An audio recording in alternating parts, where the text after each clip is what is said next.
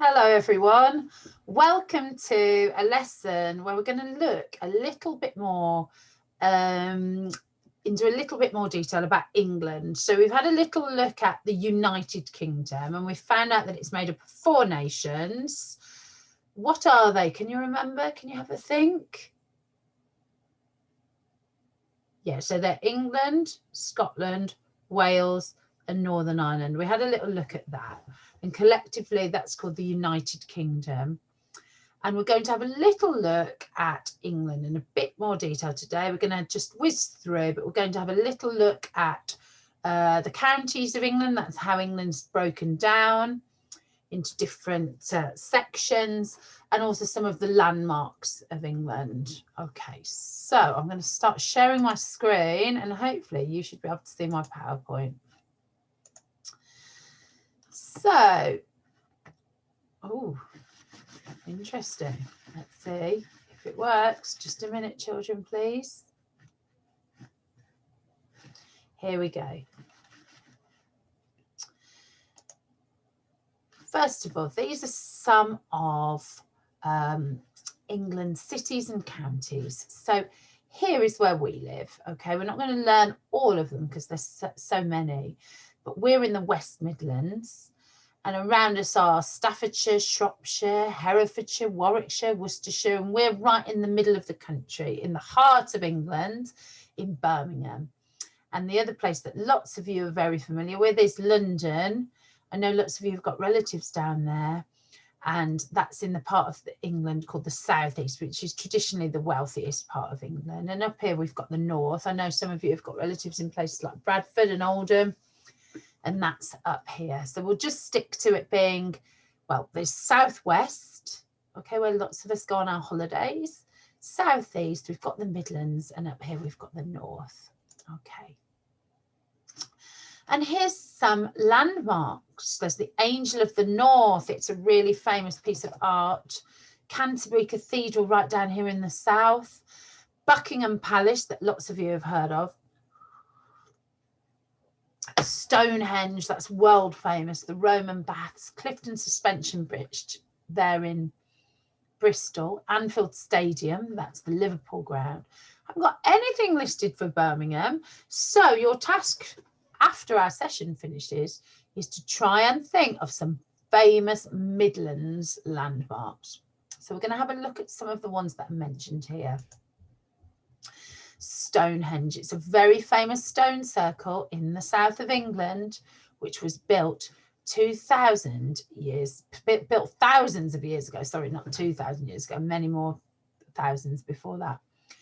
It's a prehistoric wonder. It's huge stones set in a ring, and they're so heavy, no one knows how they got there, but people think that they must have had to be dragged a really long way.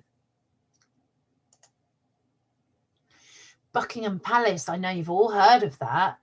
It's the most well-known of all the Queen's residences. That means all the places where the Queen lives. And she also has homes in Windsor and Balmoral in Scotland. And when she's at home in Buckingham Palace, a royal flag can be seen flying from the top of it. And check this out, it has about 775 rooms and 78 bathrooms. So no waiting for your brother to finish in the shower there. The Roman baths, you can just about see the photo of those behind this text box. And they are, as it says, remnants from the Roman occupation of Britain. And there was such a luxurious place where people used to meet and bathe and talk, and they're still there today. Canterbury Cathedral. It's one of the oldest and most famous Christian buildings in England.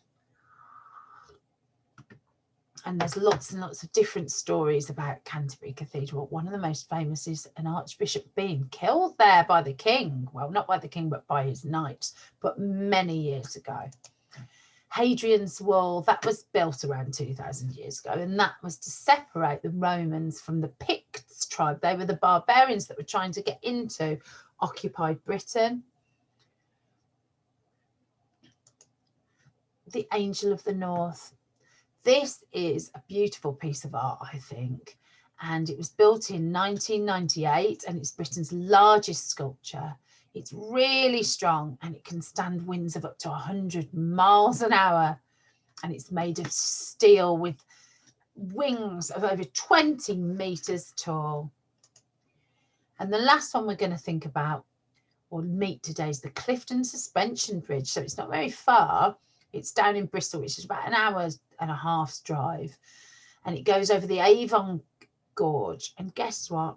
It was designed by a great Victorian engineer, Isambard Kingdom Brunel, and he was only 16 years old when he designed it. And the first time that people crossed it, it was by people riding in a basket attached to a rope before it was properly completed. Okay, I'm going to try and stop my screen share. Okay, so they were just a few landmarks from England, because as we're getting to know where we are in the world, it's really important that we understand the different things that we can see in our country. Okay, so your homework for next time is this.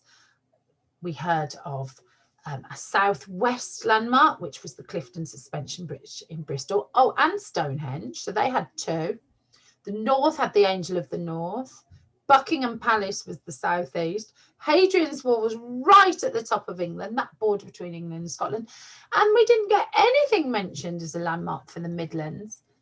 Can you try and Google or think, or even take a walk into the city centre, because you're not very far, and try and think about landmarks that we could have for Birmingham and for the West Midlands? And can you send that information to me if you can? I've had a few geography homeworks now and it's really lovely to see. Okay, take care.